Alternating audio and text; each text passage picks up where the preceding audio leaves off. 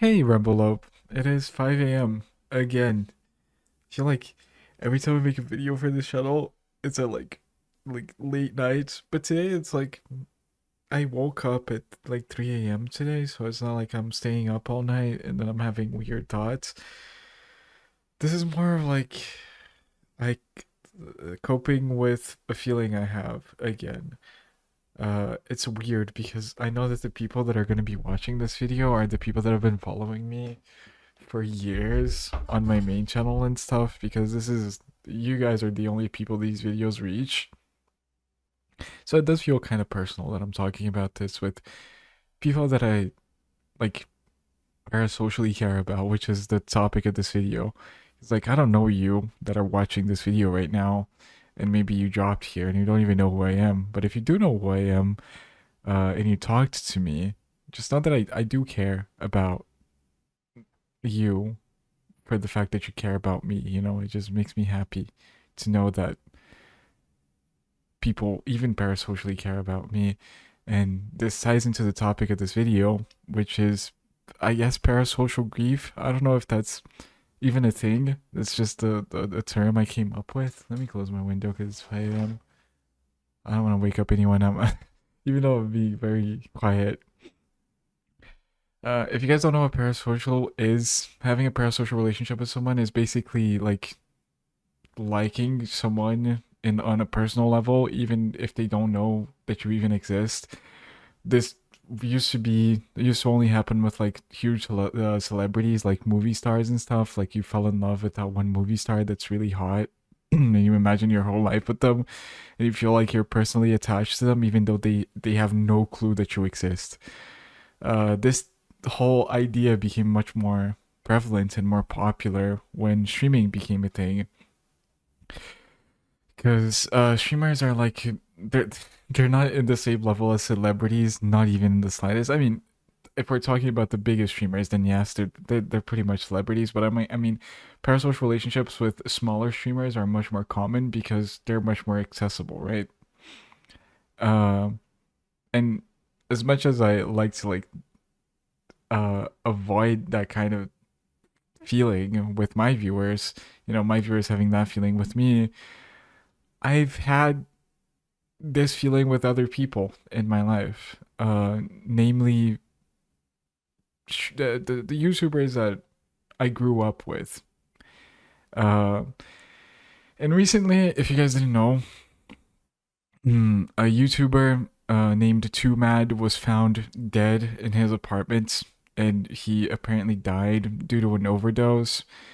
And Too Mad, I watched a little bit of his content. I thought it was pretty funny. Later on in his career, he kind of became psychotic, and I don't know if you guys were interested in his Twitter and stuff. I don't even know if you guys know who he is, but he went pretty psychotic, and then after he died, some pretty serious allegations came out against him, calling him stuff like a pedophile and a rapist. So, um, I- I'm not really mourning his death because he really wasn't super big in my life. And I don't even know if those allegations are true, but just having that kind of stuff attached to your name when big names are saying that after you die, it's just rough. There's no way that guy didn't go off the deep end, before he met his demise, I guess. But again, I don't know anything about his state. I don't know anything about his story, what happened to him. For him to be so crazy, he attempted murder on other people allegedly as well. So again, it's not because of him that I'm making this video. It's rather because of the concept of a creator dying that brought me back to a YouTuber that I deeply cared about, and I might unironically cry over this shit. But a YouTuber I grew up with is Technoblade, and Technoblade was a huge part of my younger years when I was into Minecraft when I was like 14, 15. He was huge. I used to watch him do. He played a game mode on Minecraft called Sky Wars, and he would just talk about stories that happened in his life while he was playing it. And I really enjoyed it to like the point where he inspired me to create things that were similar to what he did. Back then I already made videos for YouTube, and he was a huge inspiration to like that like made my content evolve, and such a funny character. Even when he died because of cancer,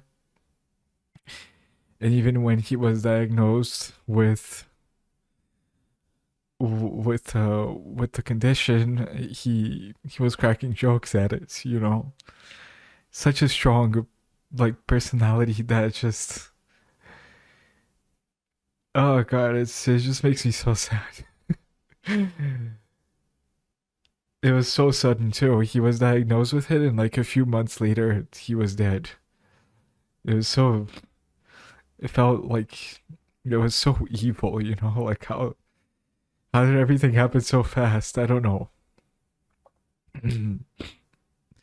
And that thought got to me recently, and it's so eerie to like see creators that you care about dying, because death is a concept that I'm that's never gonna wrap around in my head. I'm getting more emotional than I thought I would. I'm never gonna wrap my head around death. I have never lost anyone significant in my life ever. Everyone that I've ever cared about is still alive. Uh, yeah, I can't even think of anyone that I cared about that I lost to death. That is, it is just so complicated to me. Like I'm 23 years old. Like I'm pretty old. Like I'm not pretty old, but I should be able to handle this kind of stuff. But it's just too hard for me because I don't have the practice. You know, a lot of people lose people, and they have to learn to deal with it. Otherwise, you can't keep going. You know, and I guess that's why this hits me so deep. Because this is a guy that never had an idea that I ever existed, but he had such a huge impact in my life that I feel so sorry for what happened to him. And every now and then I look back at his videos and stuff, and it just makes me cry every time. uh, just because I feel attached to him in some kind of way, you know?